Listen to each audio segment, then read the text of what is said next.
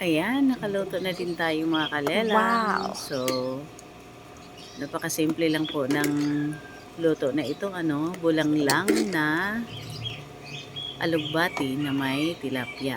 Nilagyan din natin ito ng talong at saka okra. Wow! Simpleng-simple lang at napakabilis lang po ang gawin. Ayan. Pwedeng araw-arawin. So, ito po, paano po natin ito niluto. Naglagay lang po tayo mga kalelang ng tubig sa ating kaldero.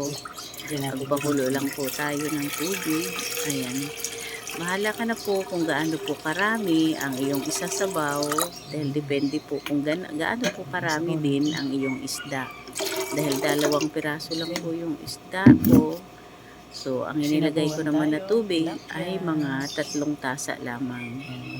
Ayan, 2 piraso lang po yung isdang tilapia at hinati ko po ito kaya nagiging 4.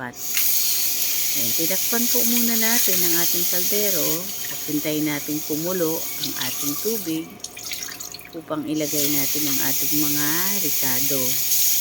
So, habang ginagawa ko naman po itong ricado natin, hintayin natin kumulo yung tubig. Ang nilagay ko lamang po dito na ricado mga kalelang ay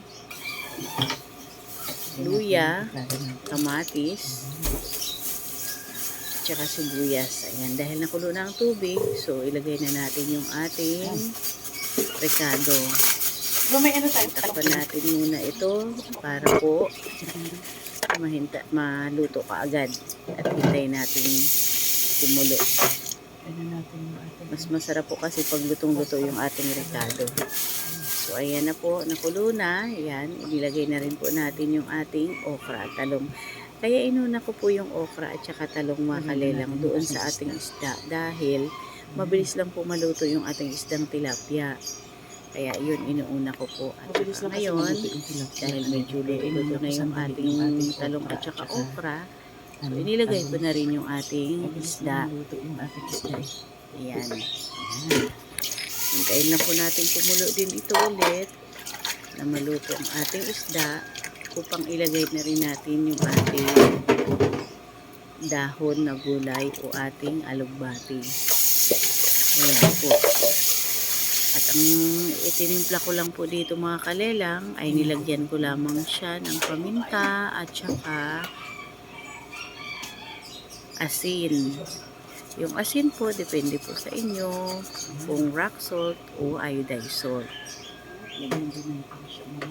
Sa akin naman na ginamit ay ang lagi kong ginagamit na pangtimpla, ang Himalayan salt.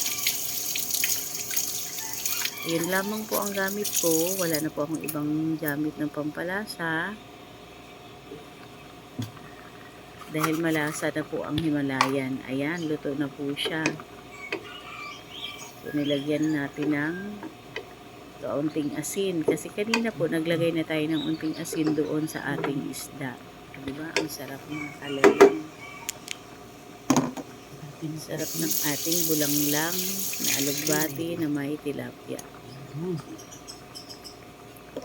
Yan, nilagyan ko din po ito ng isang sili para naman mabango ang ating ulam. Mabango kasi yung sili na green. Mas mainam kung mayroon ka din pong bell pepper kasi masarap din yung bell pepper sa ganitong luto na bulanglang. Bango siya. Ilagay na natin yung ating alugbati. At malasa. But since wala tayong bell pepper, so pwede tayong gumamit ng sili na green.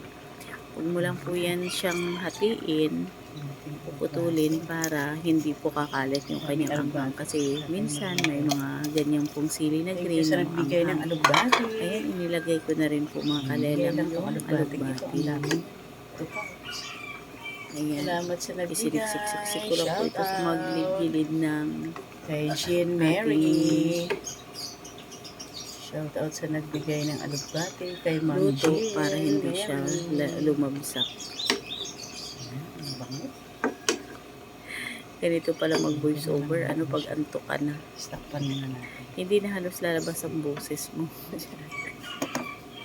O ayan, takpan natin ulit para po maluto ang ating alokbati. Ayan, kulong-kulo na po at lutong-luto na po ito, I'm sure. O ayan, yung mga ganitong ulam mga kalalang kahit araw-arawin pag nasanay ka, di ba? Napaka-healthy niya dahil walang mantika. Ayan. And that's all for today mga kalelang. Sana po nagustuhan nyo ang ating menu. Napakasimpleng menu na kahit araw-arawin. Sana nagustuhan niyo po. Wow. Thank you for watching. Thank you so much and God bless. Diba? O hindi nadurog ang ating Ayan, tilapia paki-comment kasi lang po ina-rinse na natin. mga kalelang kung ano pa po ang dapat Thank you for i-improve, watching. ang gagawin o ang timpla o paraan sa pagluto para ma-improve po ang ating bulanglang next time. Diba? Thank you for watching. May baon na tayo.